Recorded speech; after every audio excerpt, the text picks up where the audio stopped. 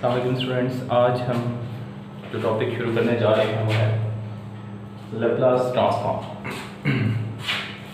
Laplace transform आप यूँ समझ लें कि एक डोमेन से दूसरे डोमेन में फंक्शन को ट्रांसफॉर्म करने के लिए हम इसको यूज़ करते हैं। वो एक डोमेन है जैसे टाइम डोमेन आप 7th चैप्टर में पढ़ चुके हैं, ठीक है। हम लैप्लास ट्रांसफॉर्म अप्लाई करते हैं टाइम डोमेन में और इसको ट्रांसफॉर्म कर देते हैं फ्रीक्वेंसी डोमेन में, जिसको हम कहते हैं एफ ऑफ एस, ठीक है। एस को हम कॉम्प्लेक्स फ्रीक्वेंसी कहते हैं, ठीक है।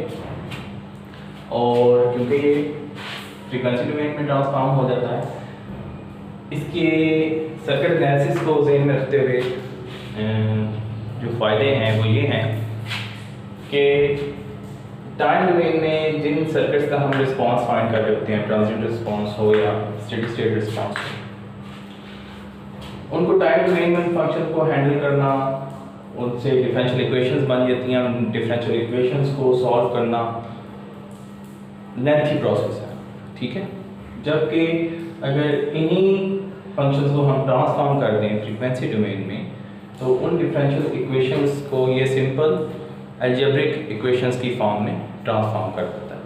तो अगर आपको चॉइस हो कि आप डिफरेंशियल इक्वेशन सॉल्व करना चाह रहे हैं और आप एक अलजेब्रिक इक्वेशन सॉल्व करना चाह रहे हैं, तो ऑब्वियसली सारे प्रेफर करते हैं कि वो अलजेब्रिक इक्वेशन को सॉल्व करें, ठीक है। क्योंकि डिफरेंशियल इक्वेशंस के सॉल्यूशंस फाइंड करना और किस टाइप की डिफरेंशियल इक्वेशन बनती है, ये इनमें काफ़ी वेरिएशन आती है, लेकिन हर इंजीनियरिंग स्टूडेंट जो है उसने अलजेब्रिक फंक्शन को काफ़ी डिटेल से सॉल्व किया होता है। तो इसका ये मतलब नहीं है कि आप इसको डिफरेंशियल में सॉल्व नहीं कर सकते। हमने इनको डिफरेंशियल में सॉल्व किया है 7th चैप्टर में, हमने यूजिंग डिफरेंशियल इक्वेशन ही इनको सॉल्व किया और इनके रिस्पॉन्स फाइंड किए। लेकिन जैसे कि मैंने आपको पहले भी कहा था, आप बहुत से मेथड्स पढ़ेंगे सर्किट को सॉल्व करने के। चेंज उसमें ये आएगा कि एक मेथड दूसरे से ज़्यादा सिंपल होगा, सॉल्व आप उन्हीं सर्किट्स को कर रहे हो। स्टेडी स्टेट में हम गए, हमने कॉम्प्लेक्स फेजर्स यूज़ किए सेम सर्किट को सॉल्व करने के लिए, ठीक है। तो उसने भी आसानी पैदा की। अब हम क्या कह रहे हैं, अब हम कह रहे हैं कि लैप्लास ट्रांसफॉर्म हम यूज़ कर रहे हैं, ठीक है। इसका भी बेसिक पर्पस यही है कि आप टाइम में फंक्शंस को, जो डिफरेंशियल इक्वेशंस हैं और सर्किट को कन्वर्ट कर दें फ्रीक्वेंसी डोमेन में। जो डिफरेंशियल को मेन इसका जो फ़ायदा ये है कि डिफरेंशियल को वो अलजेब्रिक इक्वेशन में कन्वर्ट कर देते हैं और उनको सॉल्व करना आसान होता है। हम आराम से उनको फ्रीक्वेंसी डोमेन में सॉल्व करते हैं और in the end inverse Laplace transform use करके वापस इनको टाइम डोमेन में ले जाते हैं।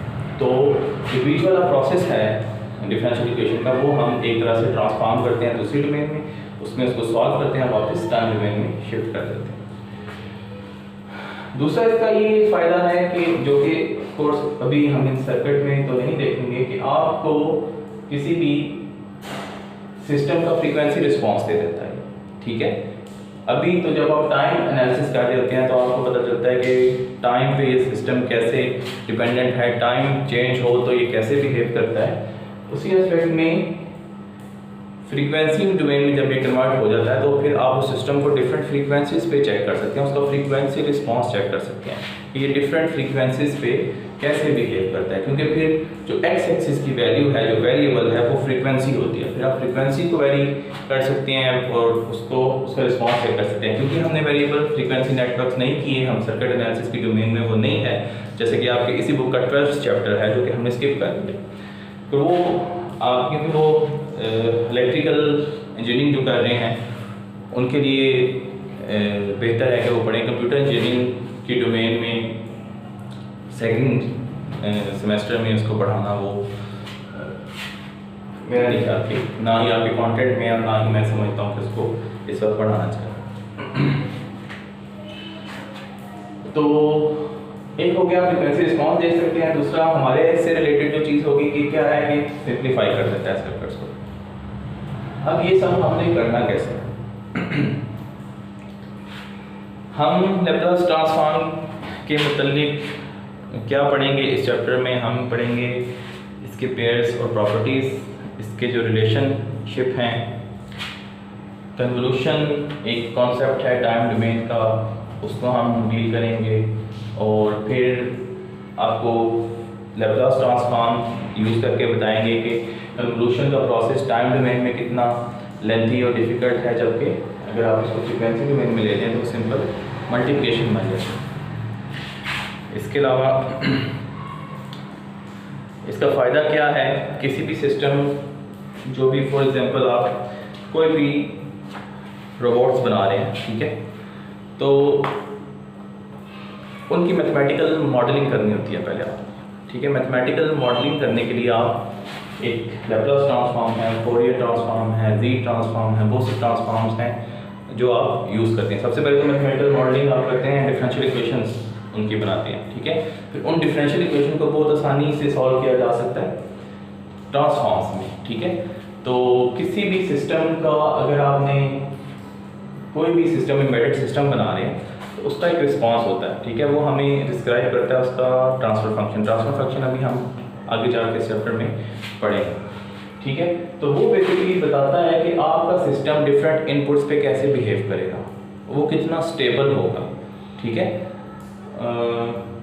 स्टेबिलिटी की एग्जांपल आप ऐसे ले लेंगे, फॉर एग्जांपल एक ड्रोन है, आपने एक ड्रोन बना लिया, उसके कंट्रोल हैं, फिलहाल हम सिंपलेस्ट कंट्रोल डिस्कस करते हैं, अप डाउन राइट लेफ्ट। तो आपने उसको अपने रिमोट से अप की इनपुट दी, तो ड्रोन को क्या करना चाहिए, ड्रोन को ऊपर जाना चाहिए, ठीक है। आपने डाउन किया, ड्रोन को नीचे आना चाहिए, लेफ्ट राइट किया, उसको राइट जाना चाहिए। लेकिन आपने अप किया तो ड्रोन एकदम ऊपर जाके छत से टकरा गया, ठीक है। ये चीज़ क्या है, उसने रिस्पॉन्ड तो किया आपके एक्शंस पे, लेकिन स्टेबल नहीं है उसका रिस्पॉन्स।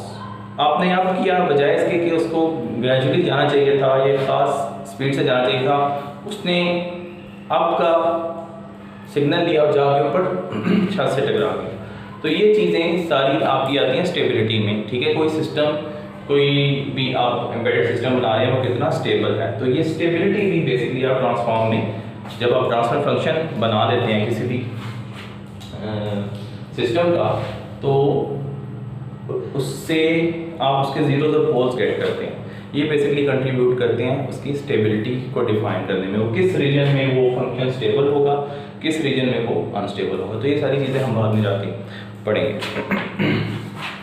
और फर्दर जो आपके कोर्सेज हैं after circuit analysis, signal and system हो गया, डिजिटल सिग्नल प्रोसेसिंग हो गया, उसमें आप ये सारी चीज़ें डिटेल से पढ़ेंगे, ठीक है। इधर हम लैप्लास ट्रांसफॉर्म क्यों पढ़ रहे हैं, क्योंकि हम सर्किट्स को सॉल्व करना चाह रहे हैं। सर्किट को सॉल्व करने का उनका ट्रांजिट रिस्पॉन्स, उनका स्टेडी स्टेट रिस्पॉन्स हमने फाइंड करना है। तो उसमें हमें डिफरेंशियल इक्वेशंस हमने देखा कि मिलती हैं, तो उन डिफरेंशियल इक्वेशंस को पहले से साइंटिस्ट ने एक मेथड यूज़ किया हुआ है आसानी से सॉल्व करने का, वो है लैप्लास ट्रांसफॉर्म।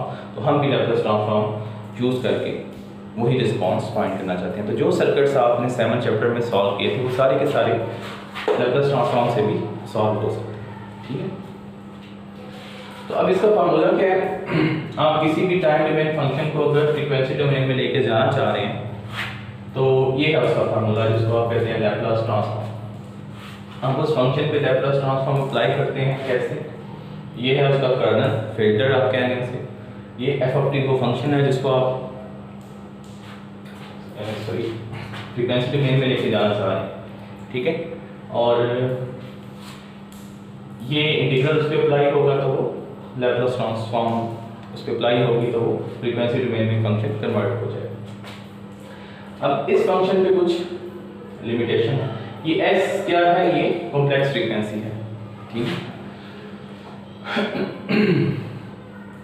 अब इस फंक्शन पे लैप्लास ट्रांसफॉर्म अप्लाई करने के लिए, अच्छा इससे पहले बता दूं कि ये यूनिलैटरल होता है लैप्लास ट्रांसफॉर्म, मींस ये 0 से इन्फिनिटी तक आप एक्सपेक्ट कर रहा होगा कि जो भी आपका फंक्शन है वो 0 से इन्फिनिटी तक एग्जिस्ट करता हो, before time t is equal to 0 वो 0 हो।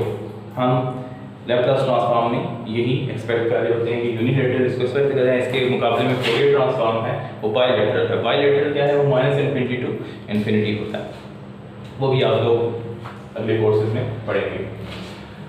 तो इस एफ ऑफ टी को 0 होना चाहिए फॉर टी लेस देन 0, ठीक है। और आपको याद होगा फॉर टी लेस देन 0 हम क्या चीज़ें कैलकुलेट करते थे, हम उसके टी लेस देन 0 के रिस्पॉन्स में नहीं जाते, हम सिर्फ इनिशियल कंडीशंस कैलकुलेट कर लेते थे, ठीक है, कि एट टी इक्वल टू 0 वो फंक्शन किस तरह से बिहेव कर रहा है। तो एक तो ये है कि इसको वो function for T less than 0 उसका 0 होना चाहिए। दूसरा, अगर आप उस फंक्शन पे लैप्लास ट्रांसफॉर्म अप्लाई करना चाह रहे हैं और आप उसका कुछ मीनिंगफुल सॉल्यूशन चाहते हैं तो उसको इस कंडीशन को सेटिस्फाई करना चाहिए, इस फंक्शन एफ ऑफ टी को जिस पे आप लैप्लास ट्रांसफॉर्म अप्लाई कर रहे हैं। वो कंडीशन क्या है कि इस इंटीग्रल में जब वो फंक्शन आप पुट करें तो उसका आंसर लेस देन इन्फिनिटी आना चाहिए, ठीक है, मतलब उस फंक्शन को एग्जिस्ट करना चाहिए, लेस देन इन्फिनिटी आना चाहिए। जिस फंक्शन का आप लैप्लास ट्रांसफॉर्म लेना चाह रहे हैं कि लैप्लास ट्रांसफॉर्म लेने से पहले आप उसको चेक कर लें कि उसका आंसर लेस देन इन्फिनिटी आता है या नहीं। अगर नहीं आता तो आप उस पर लैप्लास ट्रांसफॉर्म नहीं अप्लाई कर सकते। तो अब ये दो तरह के फंक्शन लिखे हुए हैं। अगर मैं एफ ऑफ टी की जगह ये पुट करता हूँ e rays power minus alpha T या अल्फा टी, तो इस इंटीग्रल का कोई ना कोई आंसर आएगा और वो लेस देन इन्फिनिटी होगा, कोई डेफिनेट आंसर होगा। लेकिन अगर इसी में मैं e rays power T square put कर दूँ तो इस इंटीग्रल का जो आंसर है वो लेस देन इन्फिनिटी नहीं आता, ठीक है। यानी कि आप e rays power T square का लैप्लास ट्रांसफॉर्म नहीं ले सकते, ठीक है, इसकी लैप्लास ट्रांसफॉर्म एग्जिस्ट नहीं करता। तो ये जो प्रॉपर्टी है इसमें माइनस अल्फा टी की जो मल्टीप्लिकेशन है, ये बेसिकली बहुत से ऐसे फंक्शन को ऐसे फंक्शन का लैप्लास ट्रांसफॉर्म एग्जिस्ट करता है जिनका फूरियर ट्रांसफॉर्म एग्जिस्ट नहीं करता, इस प्रॉपर्टी का, ठीक है, डिकेइंग एक्सपोनेंशियल आप इसे कहेंगे। तो इसी तरह हम एक टाइम डोमेन सर्किट था, कॉम्प्लिकेटेड सर्किट था, टाइम डोमेन से उसको कैलकुलेशन की कॉम्प्लिकेशन अवॉइड करने के लिए हम इसको फ्रीक्वेंसी डोमेन में ले गए, वो अलजेब्रिक इक्वेशन बनी, हमने अलजेब्रिक इक्वेशन को सॉल्व किया। वापस टाइम डोमेन में कैसे लाना है उसके लिए ये फंक्शन, इसको आप कहते हैं इनवर्स लैप्लास ट्रांसफॉर्म, ठीक है।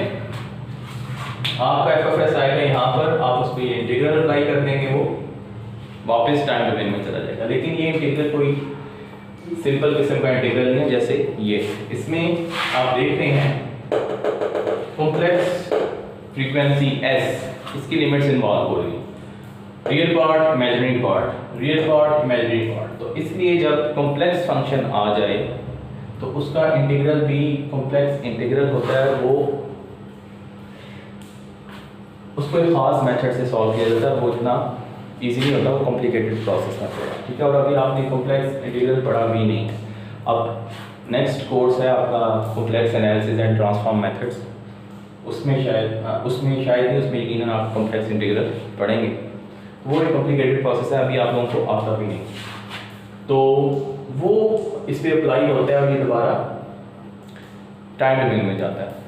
हम मसला ये अगर मैं कह रहा हूँ कि इसका सोल्यूशन एग्जिस्ट, अभी आप लोग ये फाइंड नहीं कर सकते, तो फिर आप वापस टाइम डोमेन में कैसे आएंगे? आपने यहाँ से तो फ्रीक्वेंसी डोमेन में चले गए, फाइनल आंसर आपको टाइम डोमेन में चाहिए, ये आप कर नहीं सकते, तो आप टाइम डोमेन में वापस कैसे आएंगे? तो उसके लिए एक प्रोसेस है, हमें पता है कि जो लैप्लास ट्रांसफॉर्म है वो हर फंक्शन की एक यूनिक ट्रांसफॉर्म होती है, हर फंक्शन की एक, ऐसा नहीं है कि दो फंक्शन की एक लैप्लास ट्रांसफॉर्म बन जाए, ठीक है, ऐसा कभी भी नहीं होगा कि दो डिफरेंट फंक्शन की लैप्लास ट्रांसफॉर्म सेम हो। तो हम क्या करते हैं कि जो हमारे नॉन फंक्शंस हैं, ठीक है, उनकी लैप्लास ट्रांसफॉर्म फाइंड करके एक टेबल बना लेते हैं, ये एफ ऑफ टी है, ये एफ ऑफ एस है, ये एफ ऑफ टी है, ये एफ ऑफ एस है। तो जब हम वो वाला एफ ऑफ एस देखते हैं तो हम उस टेबल को देखते हुए वापस उसको उसके कॉरेस्पॉन्डिंग जो एफ ऑफ टी है उसमें कन्वर्ट कर देंगे, ठीक है। हम क्या करेंगे, टेबल यूज करेंगे जिसमें इस तरफ एफ ऑफ टीज होंगे, इस तरफ एफ ऑफ एस होंगे, बहुत से एफ ऑफ एस हमने कैलकुलेट किए, उसके अगेंस्ट उसका unique F of T given होगा। तो एफ ऑफ एस को हम ऐसी फॉर्म में ले आएंगे जिसका टेबल में corresponding F of T exist करता हो। अब इसको ऐसे फॉर्म में कैसे लाएंगे वो जब हम इनवर्स ट्रांसफॉर्म पढ़ेंगे तो उसको डिस्कस करते हैं, ठीक है। तो इस टेबल से हम यूज़ करते हुए फ्रीक्वेंसी डोमेन को टाइम डोमेन में कन्वर्ट कर देते हैं।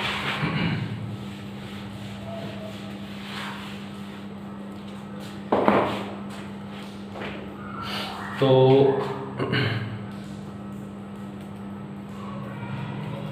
इसी से रिलेटेड एक कॉन्सेप्ट है सिंगुलैरिटी फंक्शंस का।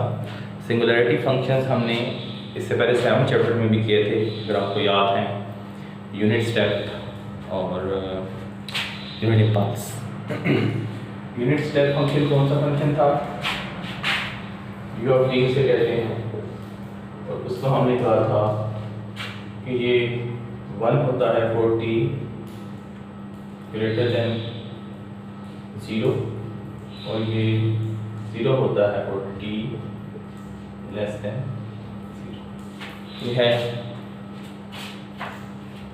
यूनिट इम्पल्स फंक्शन की डेफिनेशन। अगर आपको ग्राफिकल याद हो शेप ग्राफ इसका, this is u of t, this is t. So 0 से ग्रेटर वैल्यू के लिए 1 होगा और 0 से लेस वैल्यू के लिए 0 होगा। और एट t इक्वल टू 0 ये एग्जिस्ट नहीं करता,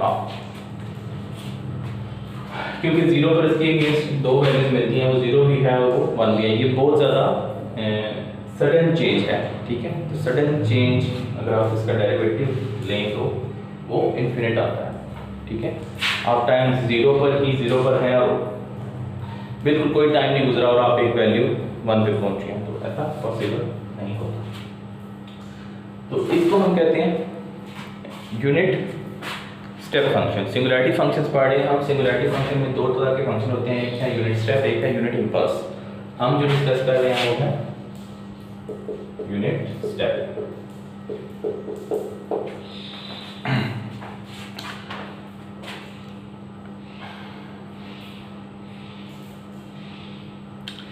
अच्छा, इससे पहले आपको याद होगा 7 चैप्टर में जब हम कहते थे कि टाइम t इक्वल टू 0 पर स्विच क्लोज हुआ है और टाइम t इक्वल टू 0 पर स्विच ओपन हुआ है, इस तरह की हम बातें करते थे।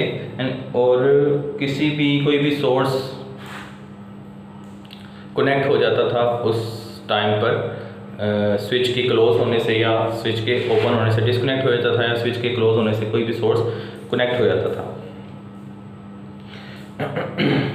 तो आप उसको कैसे डिफाइन कर सकते हैं? लेट्स से कोई भी सर्किट है, उसमें कोई सोर्स है, वोल्टेज सोर्स 1 वोल्ट का,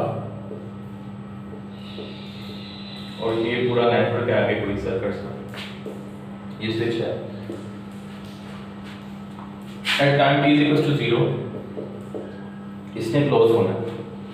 जब टाइम t इक्वल टू 0 ये क्लोज होगा तो इस नेटवर्क को क्या मिलेगा?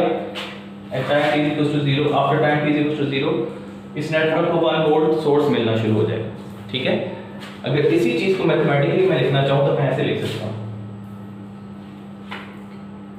क्या हुआ? इससे पहले 0 था, at time t equal to 0 circuit को 1 वोल्ट कॉन्स्टेंटली मिलना शुरू हो गया। तो ये बेसिकली जो आपकी स्विचिंग थी, ये स्विचिंग को जब आप मैथमेटिकली लिखना चाहें तो आप यूनिट स्टेप फंक्शन यूज करते हैं, ठीक है।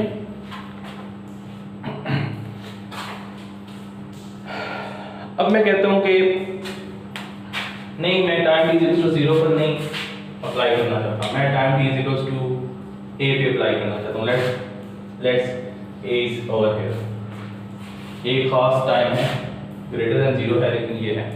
तो टाइम t इक्वल टू 0 की बजाय किसी time t equal to a पर स्विच नहीं क्लोज होंगे, तो यहाँ पर क्या किया जाएगा? तो यहाँ पर क्या होगा कि बजाय 0 के वो टाइम a पर 1 वोल्ट का सोर्स इस नेटवर्क को मिलेगा। तो इसमें क्या चेंज आएगा?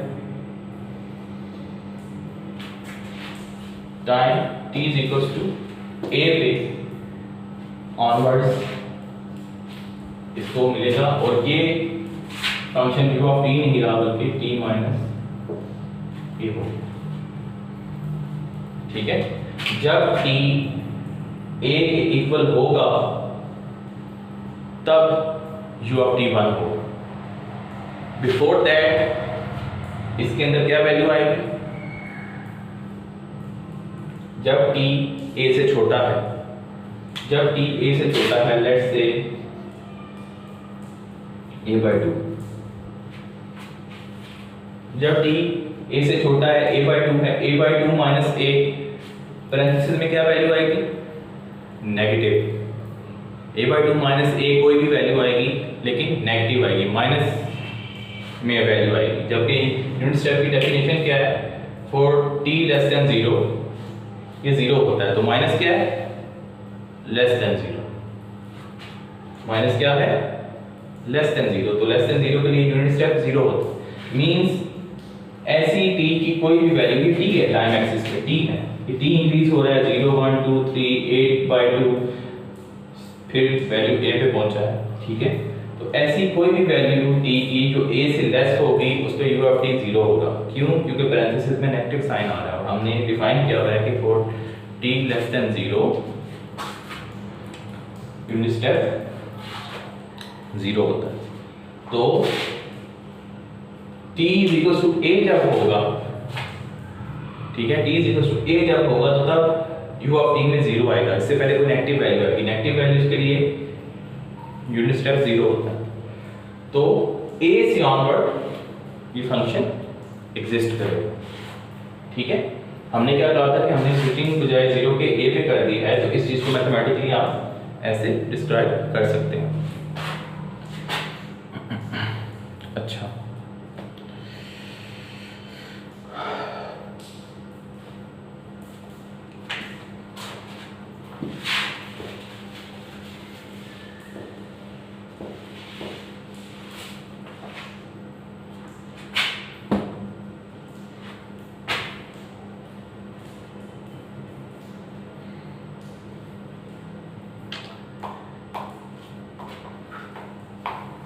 इसी सर्किट में मैं ये कहता हूं कि टाइम t = 0 पर ये स्विच क्लोज होगा। ठीक है, और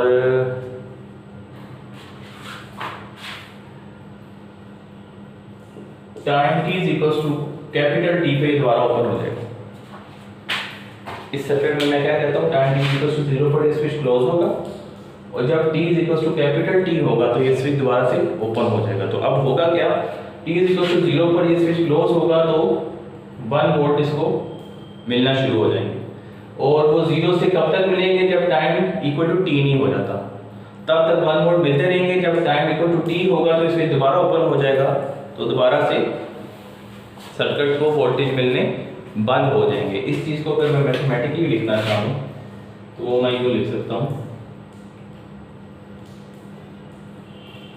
टाइम 0 पर 1 वोल्ट मिला और टाइम t पर ये क्लोज हो गया।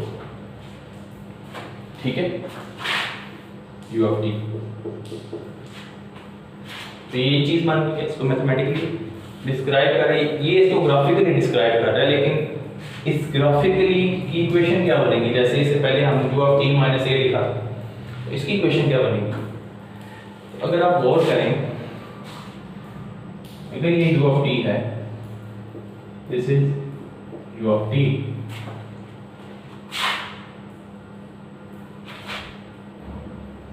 और इसे आप कह रहे हैं, ये क्या है?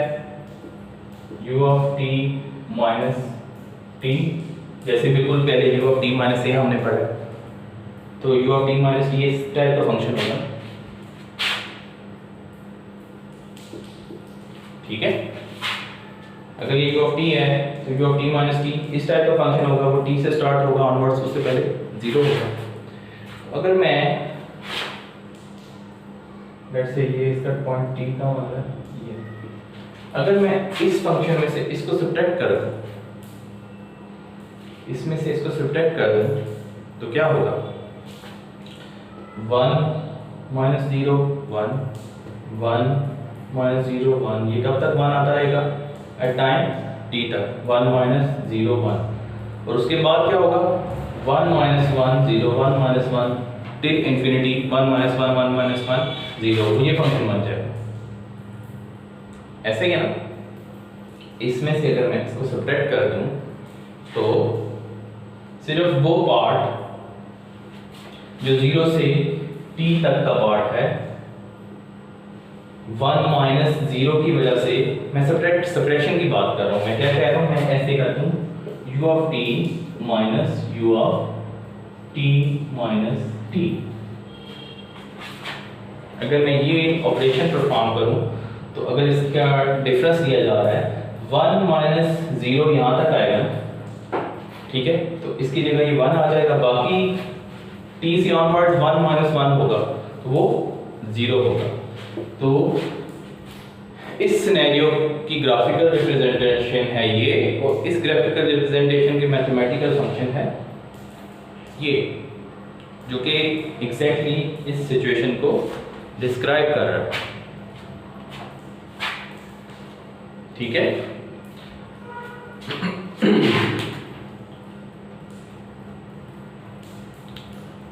इससे रिलेटेड कोई एग्जांपल कर लेते हैं ताकि आपको ये क्लियर हो जाए।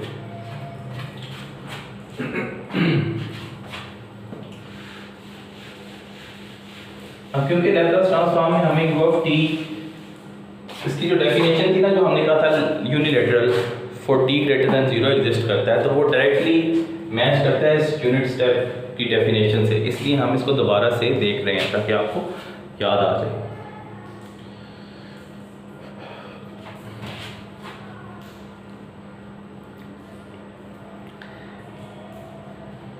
कहता है let us determine the Laplace transform for the waveform in figure 13.1. Figure 13.1.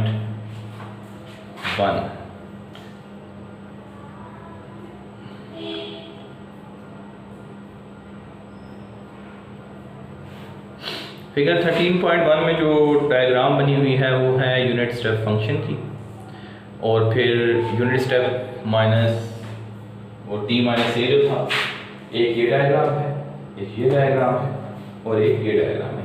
Figure 13.1 में ए बी सी करके 3 डायग्राम्स बने, तो कहते हैं इनका हम लैप्लास ट्रांसफॉर्म फाइंड करते हैं। तो कर लेते हैं अपन। लैप्लास ट्रांसफॉर्म की डेफिनेशन क्या थी, हमने भी यहाँ पर ये लिखी हुई थी। एफ ऑफ एस क्या होता है? 0 टू इन्फिनिटी, जिस फंक्शन का आप फाइंड करना चाह रहे हो उसको मल्टीप्लाई कर देते हैं आप e raised to power st dt। तो फर्स्ट वाला जो ये ग्राफ है इसको मैथमेटिकली कैसे लिखते हैं? u of t। तो हम एक्चुअली फाइंड करना चाह रहे हैं f of t की जगह क्या आ जाएगा? u of t e raised to power minus st dt।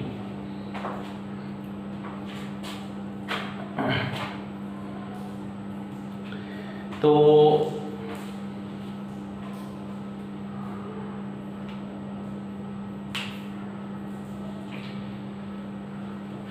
हम u of t की अगर डेफिनेशन देखें तो हम कहते हैं for value greater than 0 her time interval पे ये for every value of t it will be 1।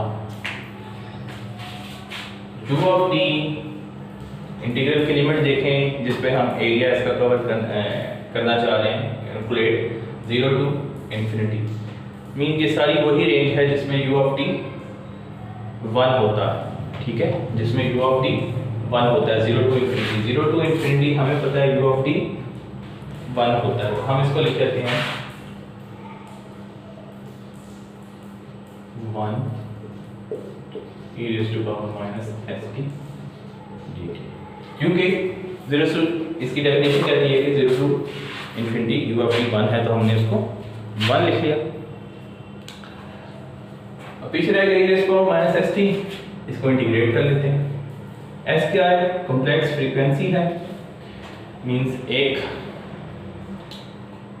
Constant है आप कहने से। तो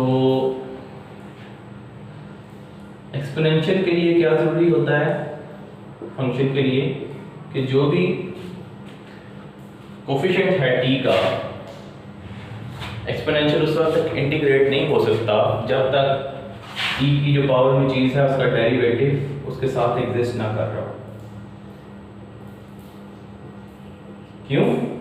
हम कहते हैं डेरिवेशन और इंटीग्रल एक दूसरे के अपोजिट है। तो e to power minus S T का डेरिवेटिव क्या होता है? e to power minus S T into minus S, ये होगा ना इसका डेरिवेटिव। तो अगर हम कहते हैं कि इसका बिल्कुल अपोजिट है तो e raise to power minus S T को इंटीग्रेट करके हम ये नहीं लिख सकते, इधर डेरिवेटिव पूरा होना चाहिए तब ये इसका अपोजिट बनेगा। ठीक है, तो इधर क्या मिसिंग है? e raise to power minus S T का डेरिवेटिव क्या बनता है? जब तक यहाँ पर ये माइनस एस नहीं आता आप इसको इंटीग्रेट नहीं कर सकते। तो अपनी मर्जी से तो हम माइनस एस ला नहीं सकते मैथमेटिक्स में। तो जो चीज़ हम मल्टीप्लाई करते हैं उसको बाहर डिवाइड भी करते हैं। ठीक है, क्योंकि हमने खुद से इसको मल्टीप्लाई किया है। क्यों किया है? क्योंकि इसके बगैर हम इंटीग्रेट नहीं कर सकते। ठीक है, जब तक पूरा डेरिवेटिव इंटीग्रल में एग्जिस्ट नहीं होगा तो उसको वापस e raise to power minus S t नहीं बनाएगा, इसकी डेफिनेशन के खिलाफ है।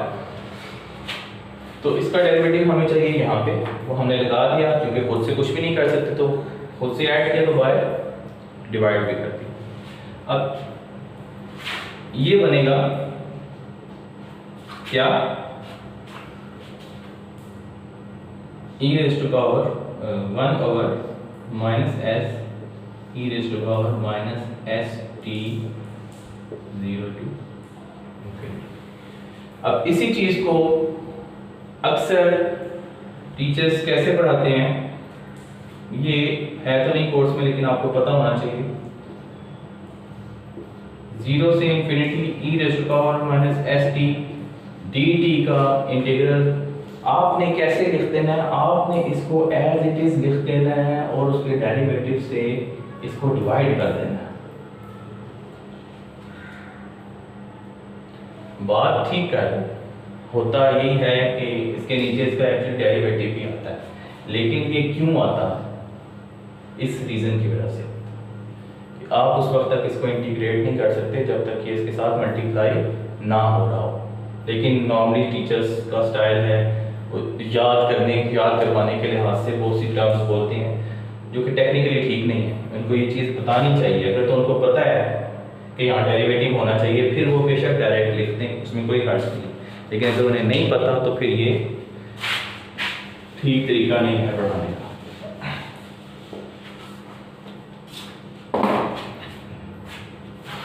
अच्छा, अब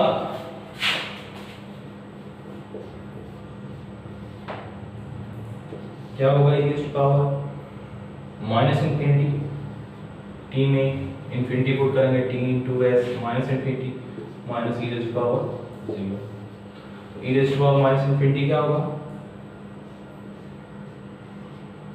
e raise to power minus infinity और 1 ओवर इन्फिनिटी इज 0 माइनस 1, तो माइनस बाय आके मल्टीप्लाई होगा ये 1 ओवर s।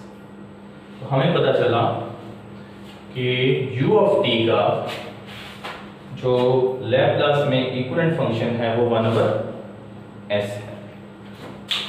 हम इधर कोने पे छोटा सा टेबल बना लेते हैं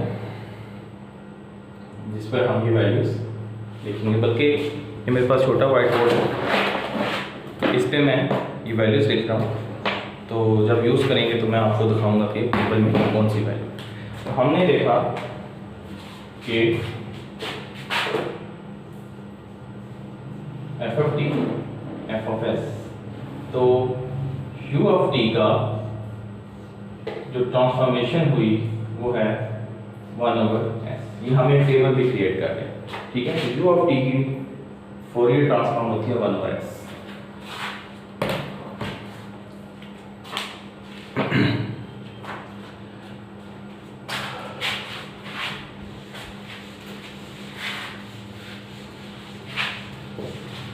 दूसरा फंक्शन कौन सा था? वो कहता है u ऑफ t की बजाय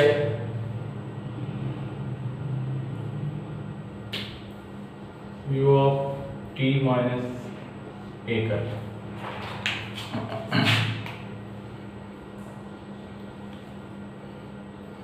अच्छा,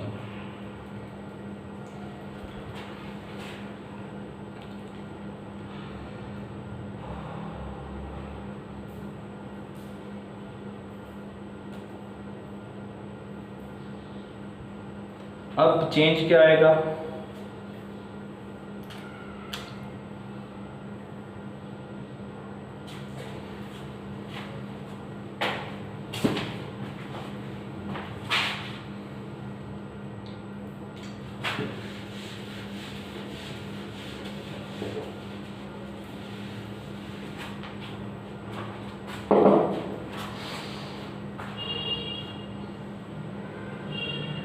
अब u of t minus a जो है हमें पता है ये है, इधर u ऑफ t माइनस, इसको हम अलग से डिफाइन कर लेते हैं। ये है a, ये है 0, this is u of t minus a। अब ये फंक्शन मल्टीप्लाई किसके साथ हो रहा है? e raise to power minus s t के साथ। u of t minus a की डेफिनेशन क्या है? ये फंक्शन 1 होगा for t greater than a and 0 होगा for t less than a। ऐसे ही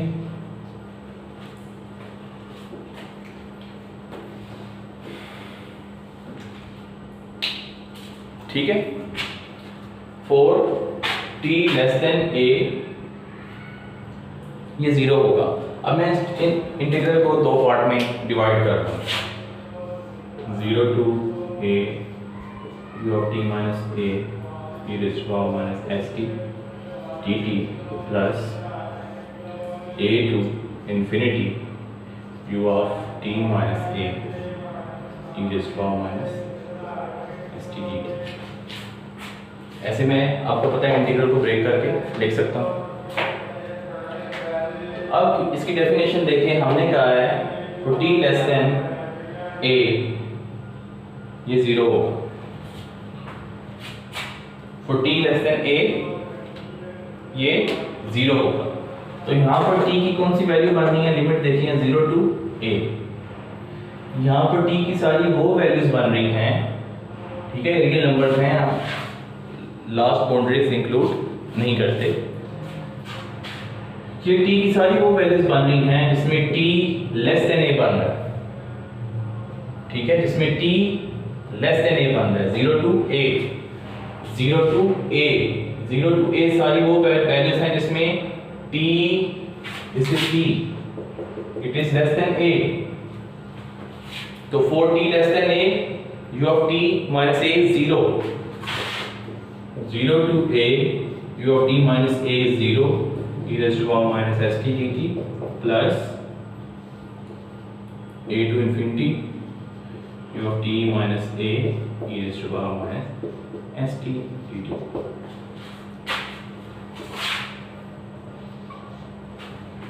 ये हो जाएगा। नाउ दिस टर्म 0, क्योंकि सारा 0 हो गया, पीछे क्या रह गया? तो for values of t greater than a u of t minus a is 1। तो इंटीग्रल में अब कौन सी वैल्यूज हैं? a to onwards. अब हम लिख सकते हैं कि ये होगा 1, इन वैल्यूज में ये 1 है, e raised to power minus st dt, ठीक है। क्या बना? अगेन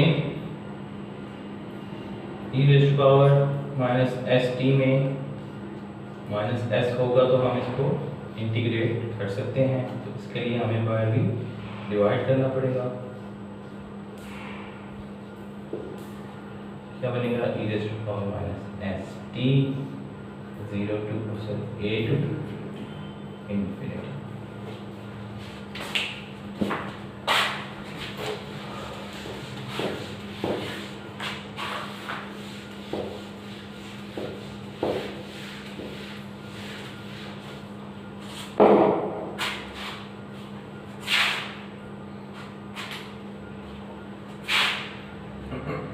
तो क्या बन गया minus 1/s e raised to power minus infinity minus e raised to power minus st,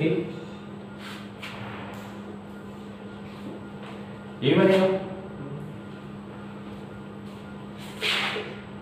तो e raised to power minus infinity तो हो गया 0, तो ये क्या बन गया 1/s e raised to power minus as।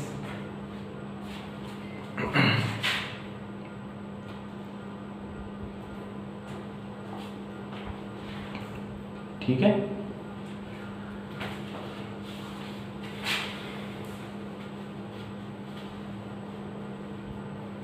तो चेंज क्या है, एक था 1/s, जब उस u ऑफ t में a का डिले डाला तो फंक्शन में चेंज क्या आया, 1/s e raised to power minus as बन गया।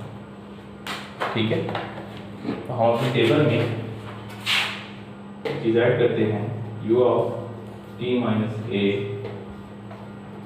क्या हो जाएगी 1/s e raised to power minus। ठीक है, हमने अपनी टेबल में ये चीज़ ऐड कर दी कि इसका फोरियर ट्रांसफॉर्म ये आएगा, सॉरी लैप्लास ट्रांसफॉर्म। तीसरा क्या था, तीसरा था फंक्शन ये वाला जिसका आपने फाइंड करना था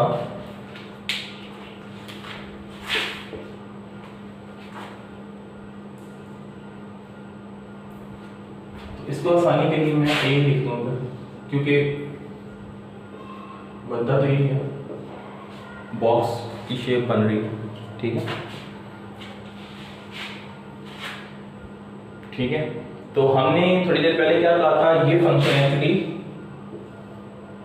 दिस माइनस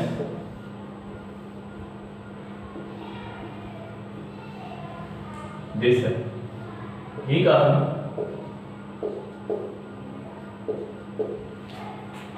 ये कैसे आता है, u ऑफ t में से अगर माइनस कर दें u of t minus a, तो ये फंक्शन आता है, हमने ये कहा। तो इसकी भी लैप्लास हम निकाल चुके हैं, इसकी भी लैप्लास हम निकाल चुके हैं। इसकी क्या थी, इसकी क्या,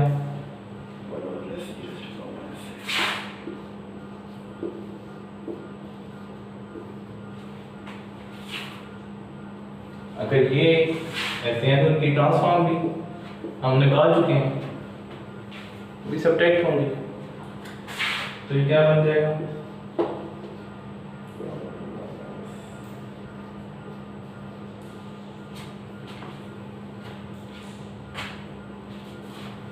ठीक है। अगर आप अलग से यहाँ इसको यूं पुट करेंगे तो भी फिर वो इंटीग्रल दोबारा से चेंज होगा। ठीक है, एडिशन आएगी बीच में तो अलग अलग इंटीग्रल होगा, इन द एंड आपके पास यही फॉर्म आएगी, चाहे आप इसको यूज करें या हम, क्योंकि इसका भी फाइंड कर चुके हैं, इसका भी फाइंड कर चुके हैं, तो उनको डिफरेंशिएट करके यहाँ पे लिख दिया हमने u of t minus a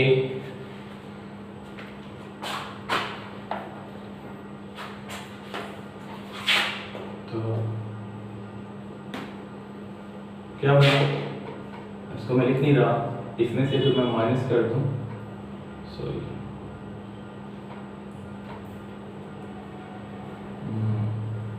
this is 1, this is 2, 3 is 1 minus 2, इसकी ट्रांसफॉर्म क्या बनेगी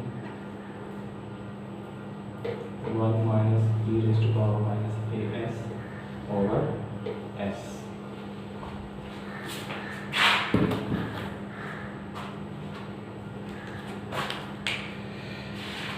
अच्छा, इन सब के साथ आखिर में लिखा होता है फॉर ग्रेटर देन 0, ठीक है।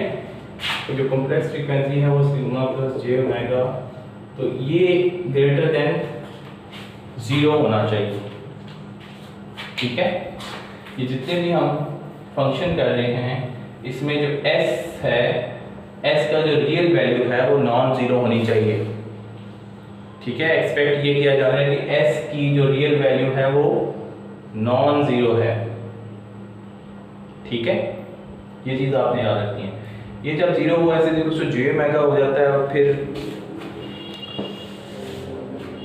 उसको भी आप लोग रहने दें, उससे क्या होता है वो छोड़ दें। हम ये सारी किसके लिए कैलकुलेशन कर रहे हैं कि इसमें जो बार बार जो s यूज हो रहा है s, इसमें s का जो रियल पार्ट है वो नॉन जीरो है, ये चीज़ आपने याद रखनी है। उसके लिए इंटीग्रेशन हो रही है, ये उसको सेटिस्फाई करता है, ठीक है।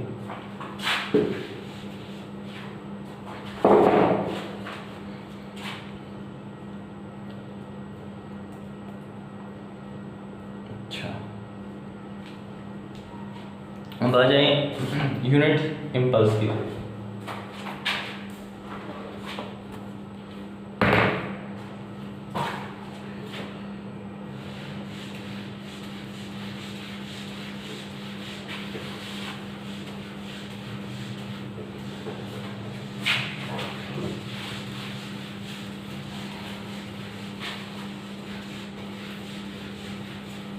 Unit impulse function generic form है t minus t naught is equal to 0 for t not equal to t naught and 1 if t is equals to t naught.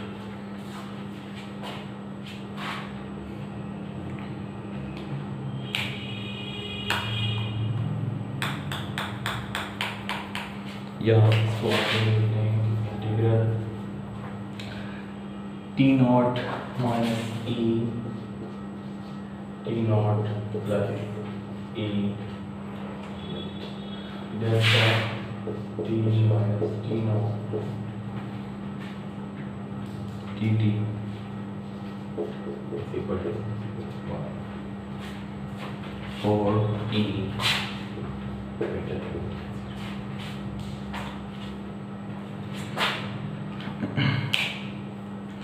The unit impulse is 0 except at t is equals to t naught where it is undefined, but it has unit area, sometimes referred to as a strength. We represent the unit impulse function on a plot shown.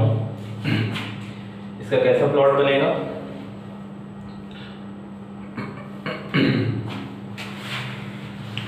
दोनों definition के लिहाज से अगर हम इसका plot बनाना चाहें,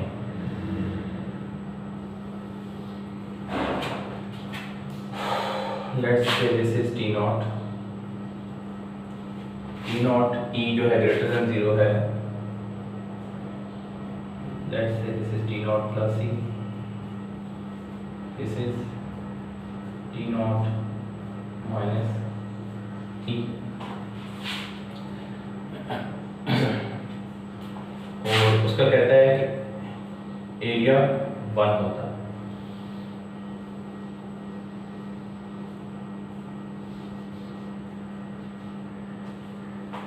ठीक है। उसका एरिया 1 होता है। अब मुझे बताएं कि इसका एरिया 1 है, करना है तो इसकी हाइट कितनी होनी चाहिए?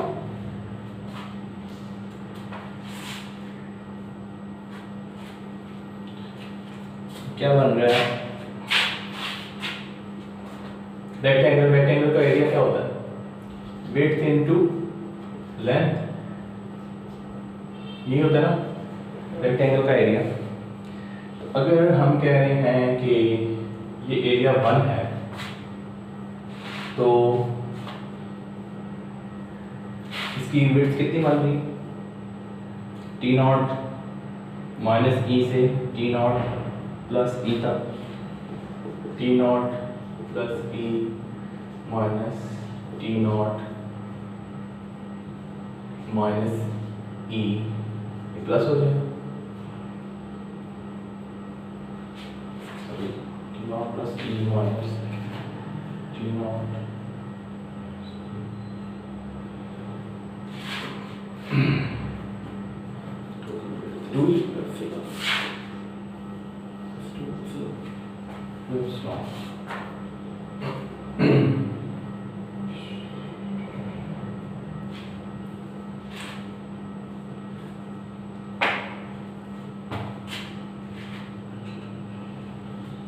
and width is 2 epsilon into length is equal to 1.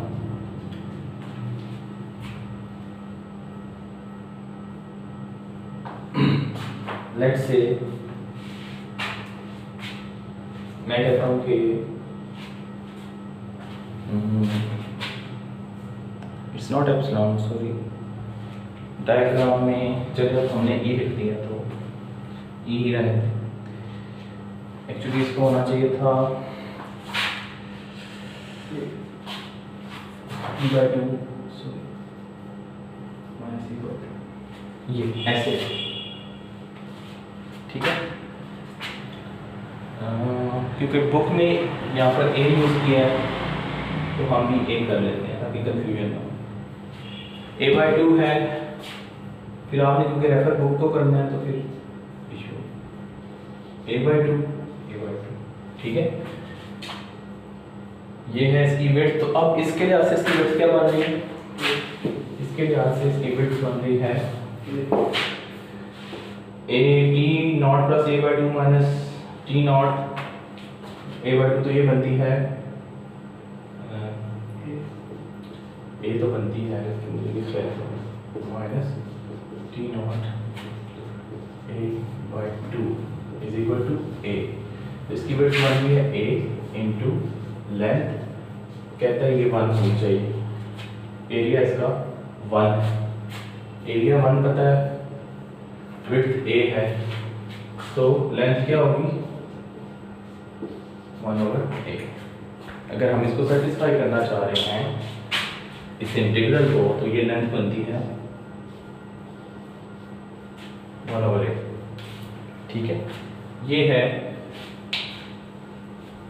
इस फंक्शन का प्लॉट। अब अगर आप देखें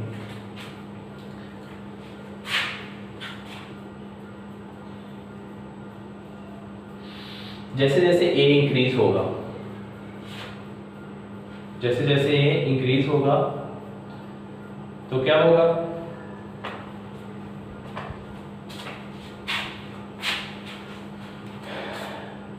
लेट्स से a इंक्रीज होता होता, सॉरी a डिक्रीज जैसे जैसे होता, a डिक्रीज होना शुरू हुआ, a क्या है इसकी विड्थ, इसकी विड्थ जैसे जैसे डिक्रीज होगी a की वैल्यू रिड्यूस होती जाएगी, ठीक है, हाइट बढ़ती जाएगी, विड्थ कम होती जाएगी, a रिड्यूस हो रहा है और 1/a की वजह से हाइट बढ़ती जाएगी, और at least a equals to 0 क्या होगा, a इक्वल्स टू 0 पर आप यूं कह लें कि एक फंक्शन बढ़ता जा रहा है, इन्फिनिट है, और time let's say time t not, time t not पर आकर जब इसकी विड्थ बिल्कुल 0 हो जाएगी, जब इसकी विड्थ बिल्कुल 0 हो जाएगी, वो एक पॉइंट बन जाएगा, उसकी हाइट इन्फिनिट हो जाएगी, एरो शो कर रहा है कि ऑनवर्ड्स जाती है, ठीक है। इसको हम कहते हैं यूनिट इंपल्स। यूनिट इंपल्स क्या है, एक ही टाइम इंस्टेंट t पे एक वैल्यू 0 पर थी और उसी टाइम में देखते देखते उसने अपनी मैक्सिमम मैग्नीट्यूड अचीव कर दिया। अब प्रैक्टिकली इसको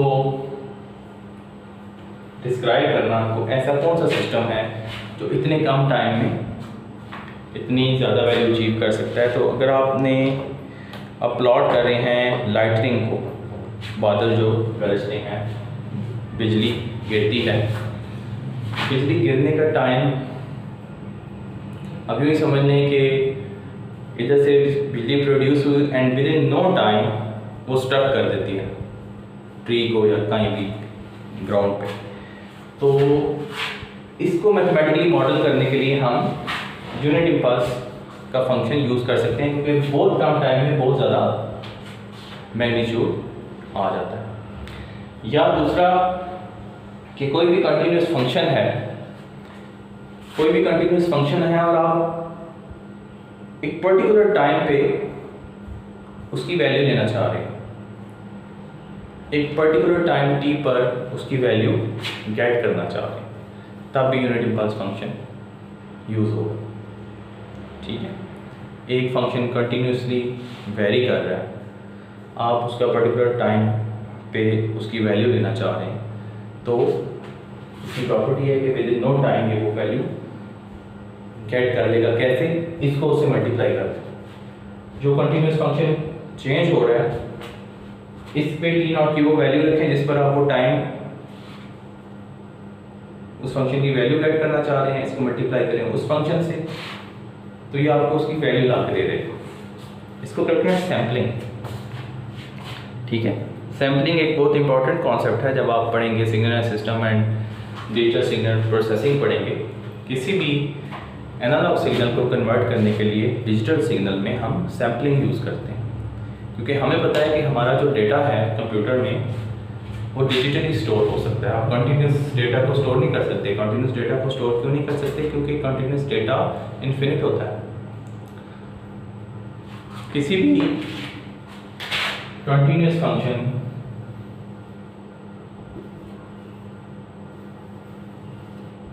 में दो इंटरवल के दरमियान, टाइम इंटरवल के दरमियान जो वैल्यूज हैं ये रियल वैल्यूज होती हैं, उनकी इन्फिनिट होती हैं। ठीक है, रियल नंबर के दरमियान कोई भी रियल नंबर 1.1 और रियल नंबर 1.2 के दरमियान कितनी वैल्यूज हैं? इन्फिनिट मैनी वैल्यूज हैं। ठीक है, तो इन्फिनिट वैल्यूज तो आप स्टोर नहीं कर सकते, तो आपकी स्टोरेज लिमिट होती है, लिमिटेड होती है, तो आप इनकी सैम्पलिंग कर लेते हैं। आप पूरा डेटा नहीं देखते, बल्कि आप देखते हैं जहाँ पर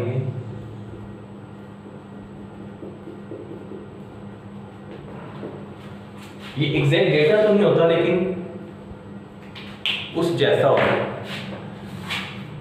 काफ़ी हद तक इंफॉर्मेशन लॉस तो होती है, लेकिन वो फिर सैम्पलिंग के कुछ रूल्स हैं कि सैम्पलिंग फ्रीक्वेंसी डबल हो तो रिकंस्ट्रक्शन इस सिग्नल से इसकी रिकंस्ट्रक्शन हो सकती है, जो कि जाहिर है एग्जैक्टली इस जैसा तो नहीं होगा।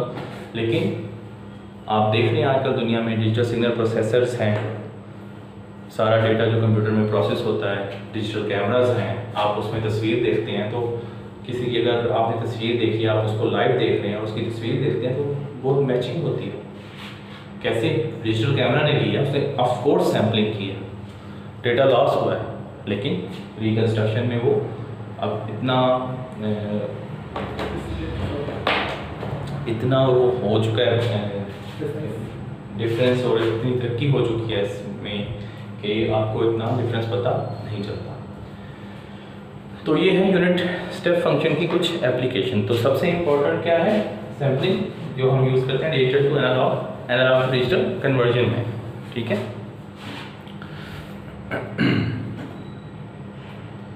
तो इसकी लैप्लास ट्रांसफॉर्म 1 होती है। कैसे होती है? लैप्लास ट्रांसफॉर्म देख लेते हैं।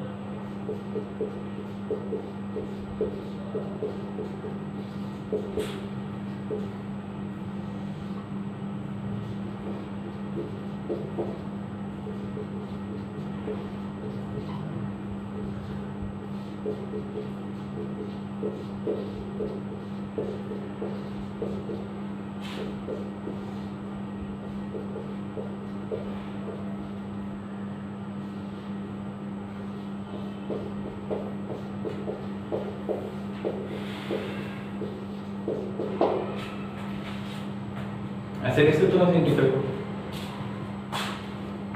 इंटीग्रल को ब्रेक किया मैंने।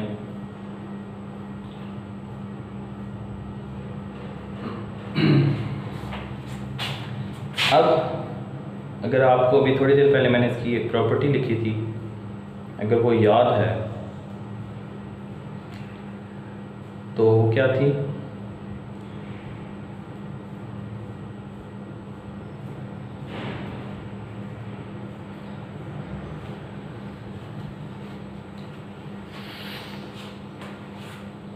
ये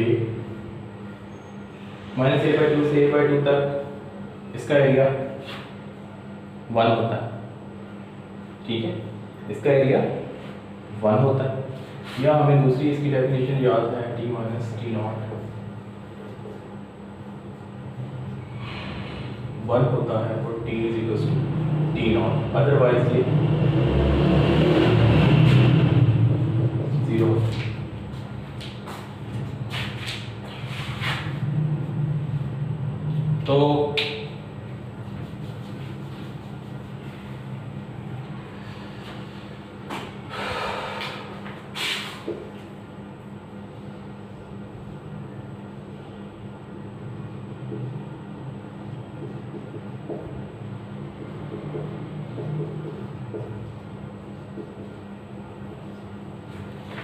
तो उन वैल्यूज के लिए लेस देन t - a/2 से जो कम है ये 0 है, ग्रेटर देन t0 + a/2 ये 0 है, ये भी 0 होगी टर्म, ये भी 0,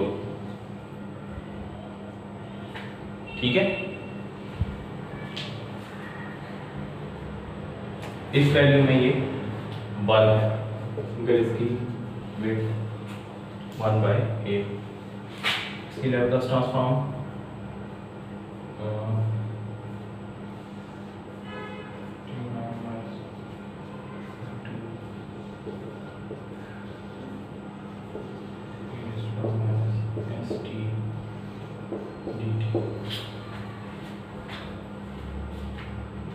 इस पर्टिकुलर वैल्यू में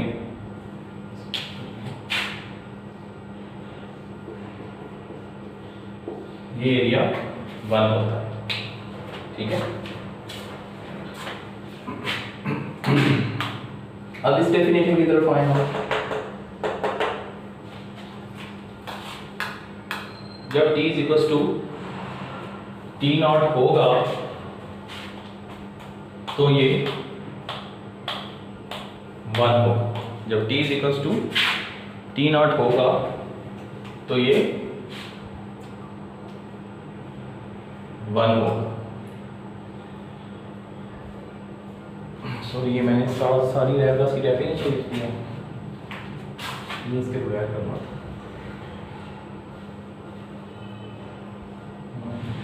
लैप्लास नहीं इन्वॉल्व करना।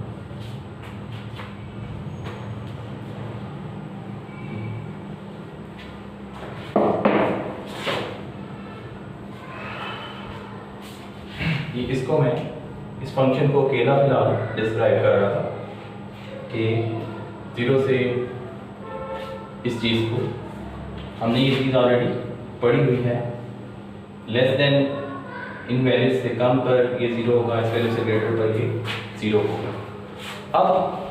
अब आते हैं हम इस डेफिनेशन की तरफ, ठीक है। तो ये कब 1 होता है?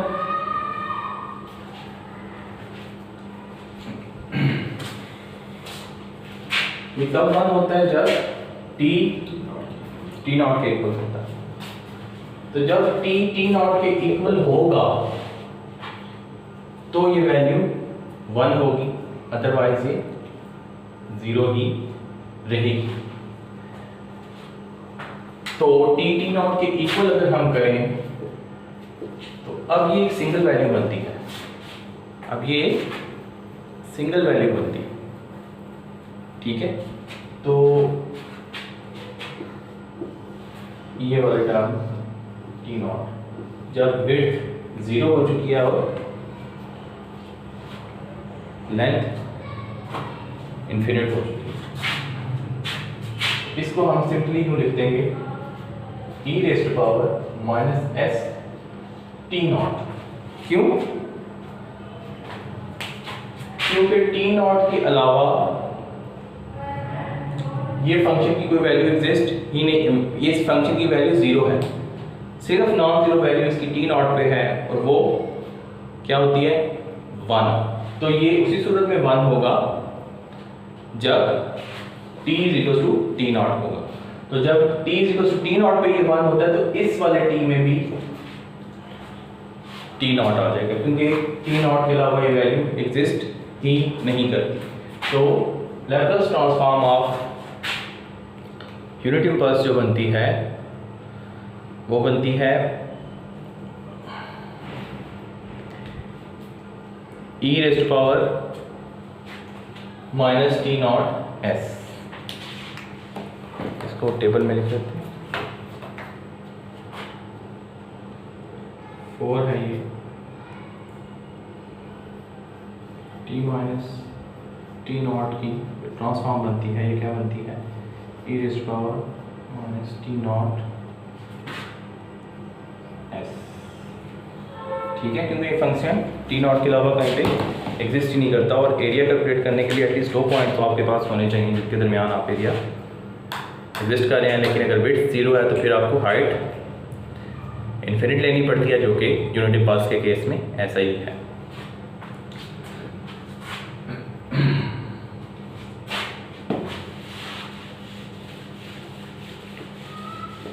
इसी तरह सैम्पलिंग हमने पढ़ तो लिया, अभी थोड़ी देर पहले मैंने डिस्क्राइब किया कि सैम्पलिंग होती क्या है।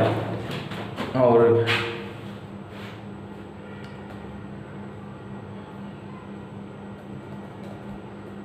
डिजिटल एनालॉग डिजिटल कन्वर्जन में उसको यूज़ कैसे करते हैं, लेकिन इसका फार्मूला डिस्कस नहीं किया था।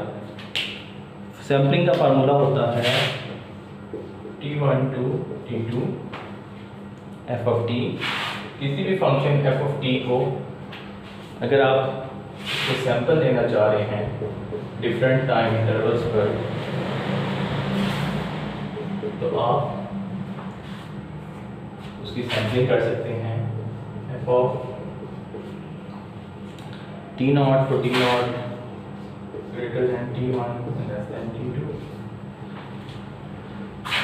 and 0 for t1 less t not less than t1 and t not greater than। ये है जी सैम्पलिंग। आप इस फंक्शन की सैम्पलिंग करना चाह रहे हैं तो आप सिंपली t1 से t2 के दरमियान इसको इंटीग्रेट कर लें, तो आपको उस फंक्शन के different time interval t not पर उसके सैंपल्स मिल जाते हैं।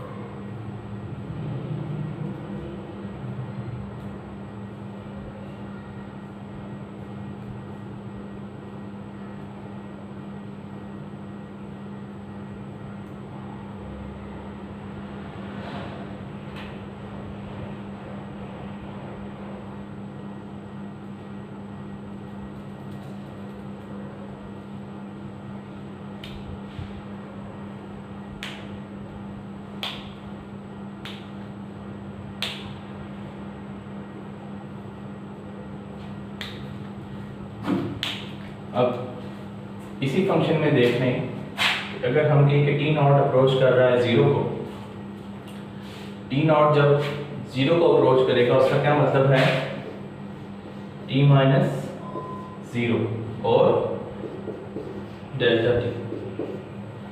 तो जब ये t नॉट 0 को अप्रोच करेगा तो ये क्या हो जाएगा e raise to power minus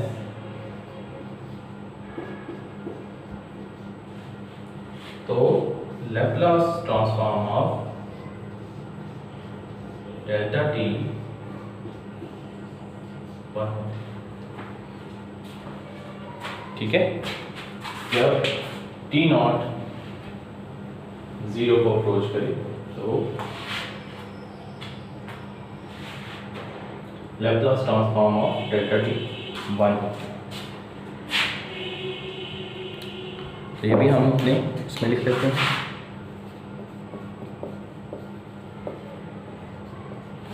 table में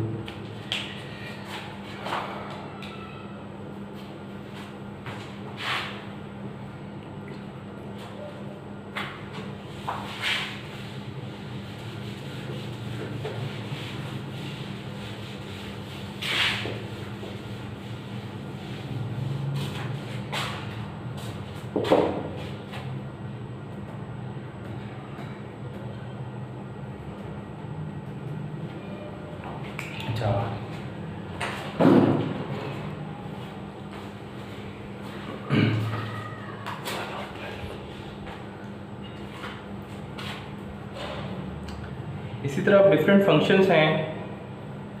let's say f of t, if f of t is equal to t, इसकी लैप्लास ट्रांसफॉर्म क्या होगी? f of s क्या होगी? 0 to infinity f of t is t e raised to power minus st dt,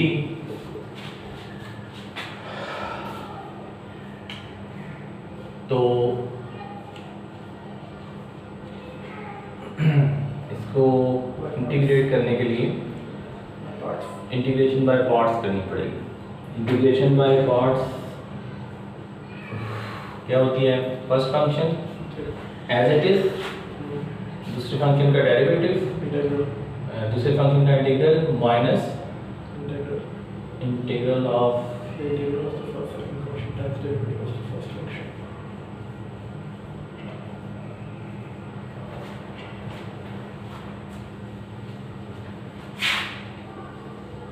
just power minus st इधर आएगा। ये ft जाता है। Integral of just power minus st minus integral of just power minus st times derivative of first dt of t और dt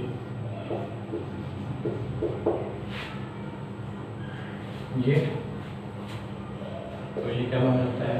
t over minus s e raised to power minus st minus integral of e raised to power minus st over s integral of t। क्या बन जाएगा? t over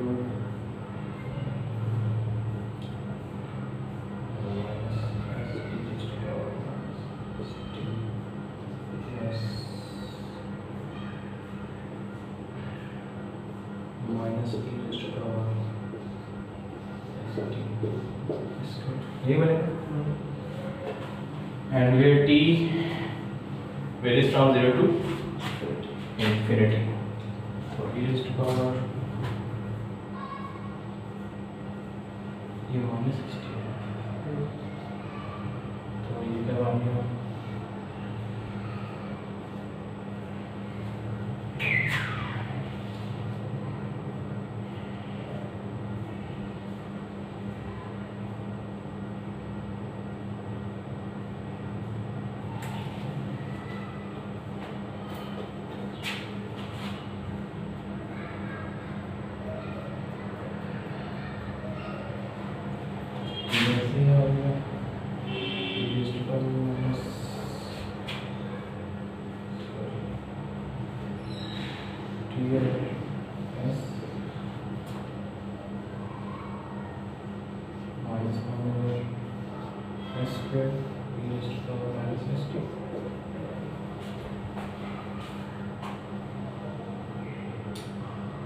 अब t पे अगर limit लगाएं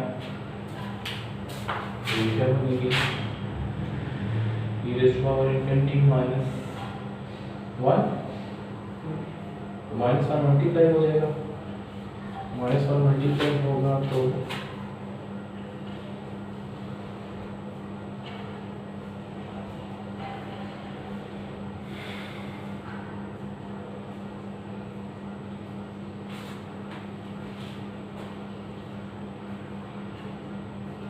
t का क्या होगा?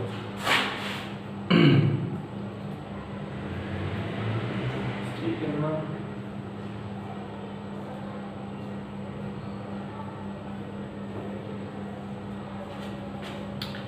इसके पे सब्स्टिट्यूशन कर लेते तो अच्छा t एक्सपोनेंशियल इसकी इन्फिनिटी को कवर कर देगा ना।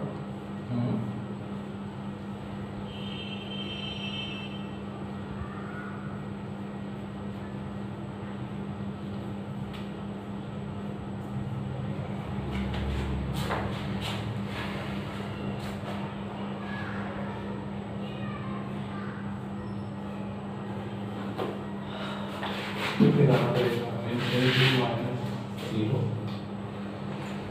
into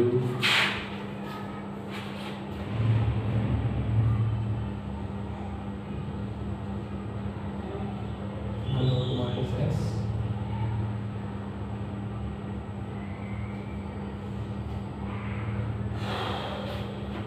0 minus 1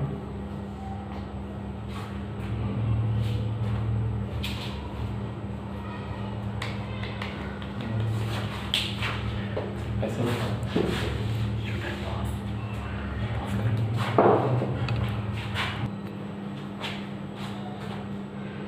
अच्छा ये इस फंक्शन को अगर आप देखें -1/s t e raised to power minus st -1/s square e raised to power minus st। Basically इसमें अगर आप देखें t मल्टीप्लाई है एक्सपोनेंशियल की पावर में, तो t अप्रोच कर रहा है इंफिनिटी को। t लीनियर फंक्शन है, इंफिनिटी को अप्रोच कर रहा है e rays power minus st। जैसे ही टाइम t की तरफ बढ़ेगा ये 0 को अप्रोच कर रहा है, ये इंफिनिटी को अप्रोच कर रहा है, ये 0 को अप्रोच कर रहा है। तो at t is equal to infinity देख सकते हैं कि बेसिकली इन दोनों का प्रोडक्ट है, तो 0 into very large value of infinity, तो फाइनल जो आंसर बनेगा वो ये टर्म तो हो जाएगी 0, ठीक है। ये रह गया -1/s² e raise to power minus est e raise to power minus infinity minus 1, तो ये बनता है 1/s। तो f ऑफ t का सिर्फ t का जो फंक्शन है लैप्लास ट्रांसफॉर्म है वो 1/s के फंक्शन, ये हम टेबल में लिख लेते हैं। लेकिन इससे इंटीग्रेशन बाय पार्ट्स जब स्पेशली आपने लिमिट्स को करनी हो तो कन्वर्जेंस को इसका आइडिया होना चाहिए, तो बेहतर ये था कि आप इसको सब्स्टिट्यूशन मेथड से कर देते। u is equal to t and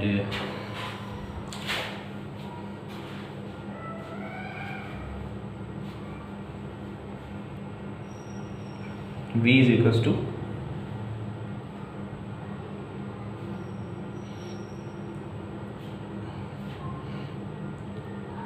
e raised to power minus st।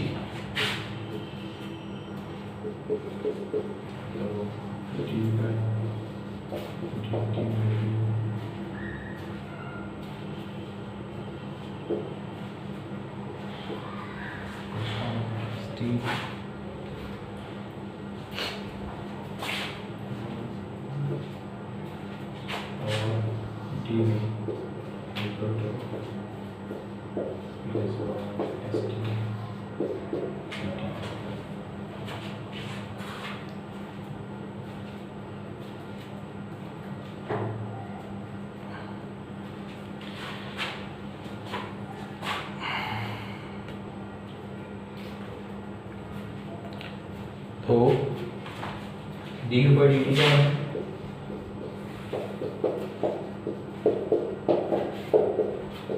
du will be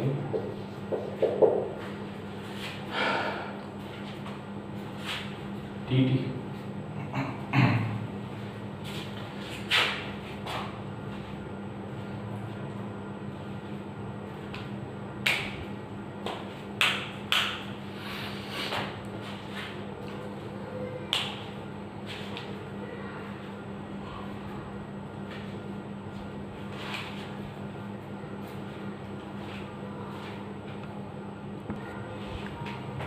अच्छा, अगर आप सब्स्टिट्यूशन करते हैं u ऑफ t की, सिंपल है तो इंटीग्रेशन बाय पार्ट्स ही, लेकिन सिंपल अप्रोच होती है इसकी।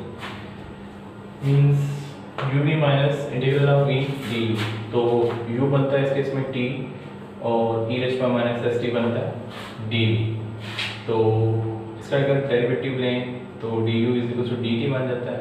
और अगर इधर से हम v एक्सट्रैक्ट करना चाहें तो हम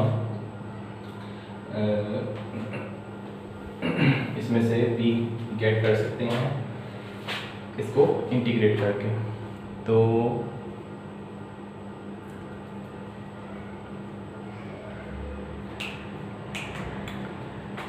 dv/dt, हाँ, इसको अगर आप इंटीग्रेट करें तो यहाँ से आपके पास आता है v e raise to power minus st और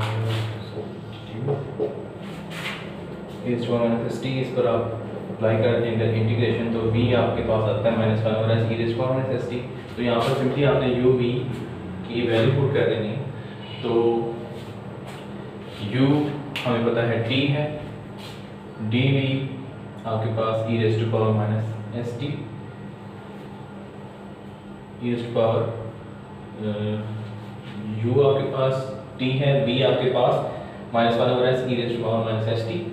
और इसके अलावा v जो था उसको अगेन आपने इंटीग्रेट किया तो माइनस बाहर आके प्लस हो गया 1 over e raise to power minus st।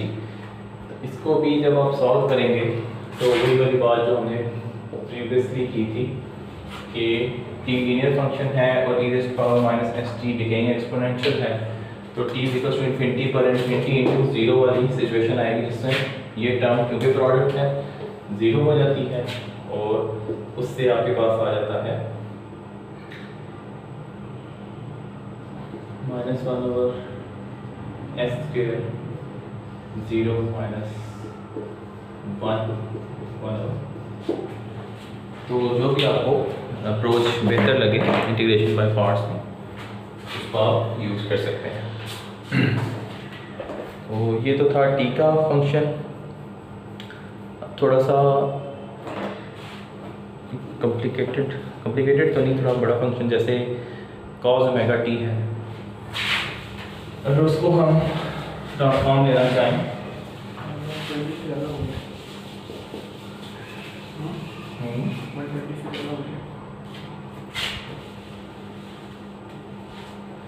अगर फंक्शन आपका है cos ओमेगा t, इसको आप लैप्लास ट्रांसफॉर्म लेने जा रहे हैं cos omega t e raise to power minus st dt। अब आपको पता होना चाहिए कि cos ओमेगा t को आप इस फॉर्म में लिख सकते हैं e raise to power j omega t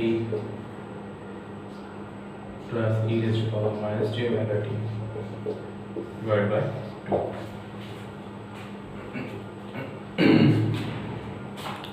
ठीक है, आप cos को एक्सपोनेंशियल फॉर्म में ऐसे लिख सकते हैं, cos ओमेगा t को ऐसे लिख सकते हैं, ये आप याद रखें sin ओमेगा t इक्वल होता है e raise to power j omega t minus e raise to power minus j omega t। तो जब भी इंटीग्रेशन में आपको cos या sin आए तो आप ये सब्स्टिट्यूशन कर सकते हैं। तो हम cos के लिए सब्स्टिट्यूशन करेंगे 0 to infinity e raise to power j omega t plus e raise to power minus j omega t और 2 into e raise to power minus st dt।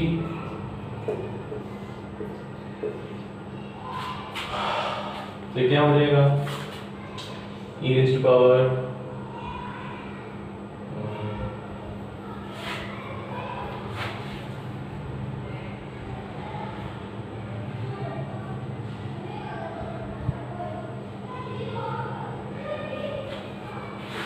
Minus s plus j omega t 1/2 आएगा आ जाएगा और d t plus 0 to infinity e raised to power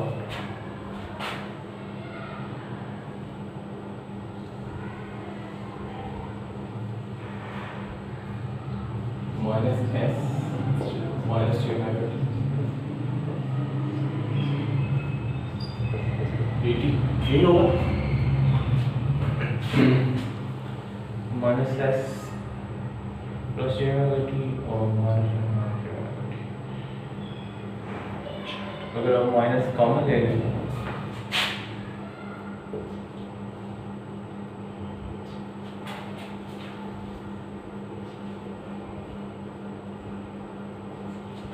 ये बात है,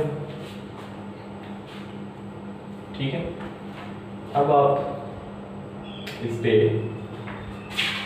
integration apply कर दें तो आपको पता है क्या होगा, minus s minus j omega से आपको डिवाइड करना पड़ेगा और अंदर आप जब मल्टीप्लाई करेंगे तो यही वाली टर्म वापस आ जाएगी और इसका लिमिट लगेगी 0 to infinity सेम इसी तरह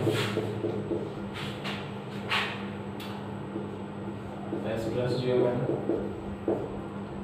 आएगा e raise to power minus s plus j omega t limit लगेगी 0 to infinity 0 to infinity से क्या होगा 1/2 s minus j omega minus infinity -1 minus infinity e raise to power minus infinity 0 तो ये भी -1 से मल्टीप्लाई होगा plus sorry minus 1/2 s plus j omega e raise to power minus infinity 0 minus 1 ये भी -1 से मल्टीप्लाई हो जाएगा तो ये क्या बन जाएगा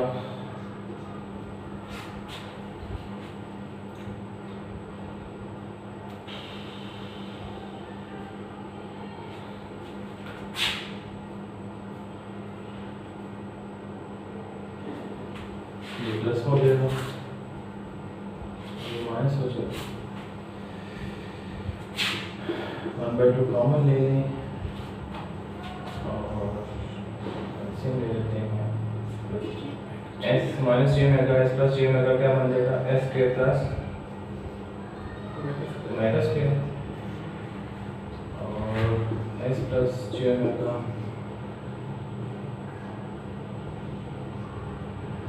minus s plus j omega plus जे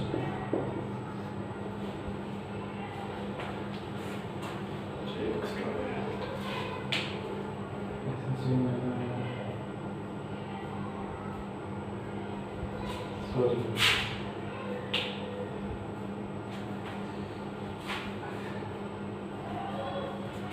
इससे एस प्लस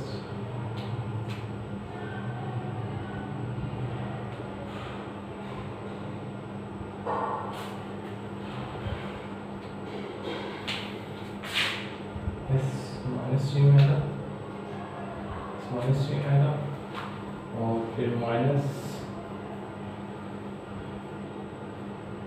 एस क्या क्लियर करने का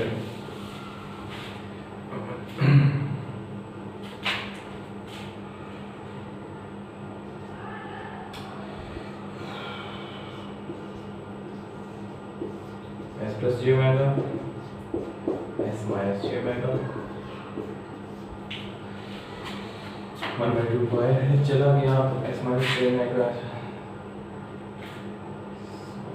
minus s plus j omega plus s minus j, which is the divided by 2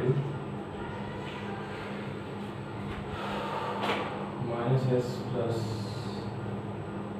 minus s minus j omega plus s minus j omega और s square plus omega square, तो s से cancel हो जाएगा, minus 2j omega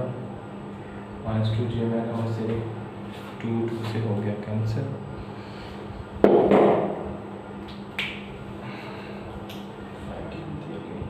ऊपर s आना चाहिए, sign की गलती है। साइन की गलती है कहीं पे, कहाँ पे गलती है साइन? ये ठीक लिखा है, e raised to power minus s minus j omega t minus s plus j omega t, ये सही बनता है। इसका इंटीग्रल नीचे माइनस आएगा, ये माइनस आएगा, माइनस की गलती कहाँ पे हुई? कॉस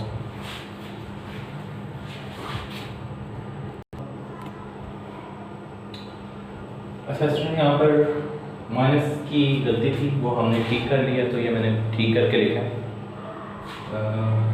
होता क्या है कि पहले हमारा 2j omega आ रहा था, 2s आ रहा है, तो 2s आना चाहिए था, 2s और s square plus omega square, 2 से कैंसिल हो जाएगा, तो ये आता है s over s square plus omega square. तो cos omega t का जो लैप्लास ट्रांसफॉर्म बनती है वो s और s square plus omega square बनती है। हम अपना टेबल अपडेट कर लेते हैं। cos omega t की जो लैप्लास ट्रांसफॉर्म बनती है वो s over s square plus omega square बनती है, ठीक है। ये टेबल इसलिए करें कि जब हम इनवर्स लैप्लास ट्रांसफॉर्म यूज़ करेंगे तो फिर उसमें हम ये टेबल यूज़ करेंगे। तो इसकी लैप्लास ट्रांसफॉर्म बन गई ये। इसी तरह अगर आप देख लें जल्दी से इसी में हम चेंजेस करते हैं, साइन ओमेगा टी होता है, ये साइन ओमेगा टी होता, तो यहाँ पर क्या चेंजिंग आनी थी और 2j आना था, तो 2j तो बाहर आखिर तक कॉमन आना है।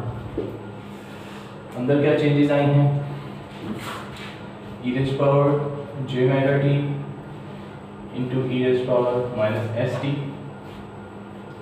ये माइनस हो जाना, और e raised power minus j omega t into e raised power minus st, तो ये माइनस s कॉमन लेंगे, ये ऐसे ही रहेगा, ये माइनस है, और ये भी s प्लस j omega ही रहेगा। तो यहाँ पर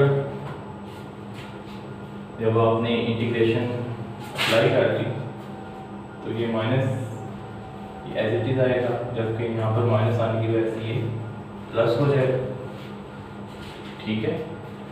और अब हमें पता है ये 0 - 1 बनता है जब इस पर लिमिट अप्लाई करते हैं, ये भी 0 - 1 बनता है जब इस पर लिमिट अप्लाई करते हैं। तो ये -1 से मल्टीप्लाई हुआ तो प्लस हो गया, और ये -1 से जब मल्टीप्लाई होगा तो माइनस हो जाएगा। नीचे ये वही बनेगा s square plus omega square, लेकिन s plus j omega minus s plus j omega होगा। तो इस केस में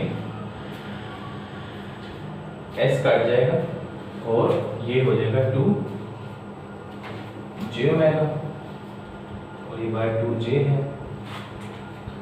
तो 2j से कैंसिल, तो ये रहेगा omega over s square plus omega square. तो आपने देखा कि जब हमने cos ओमेगा t की जगह sin ओमेगा t किया तो आंसर आता है omega over S square plus omega square. तो साइन ओमेगा टी का भी हम टेबल में अपडेट कर लेते हैं फंक्शन। साइन ओमेगा टी आता है omega over S square plus omega square. तो कल अभी नेक्स्ट लेक्चर में जब हम नेक्स्ट पार्ट में इन्वर्स लैप्लास ट्रांसफॉर्म करेंगे तो फिर हम ये वाला टेबल यूज़ करेंगे। इसी तरह आपने डिफरेंट फंक्शंस हैं उनको ट्राई कर लेना है। फॉर एग्जांपल अब जो फंक्शन आपने ट्राई करने हैं, लेट्स से आपने ट्रांसफॉर्म फाइंड करनी है t e raise to power minus at, इसकी आप लैप्लास ट्रांसफॉर्म फाइंड करनी। आप t रेज़ टू पावर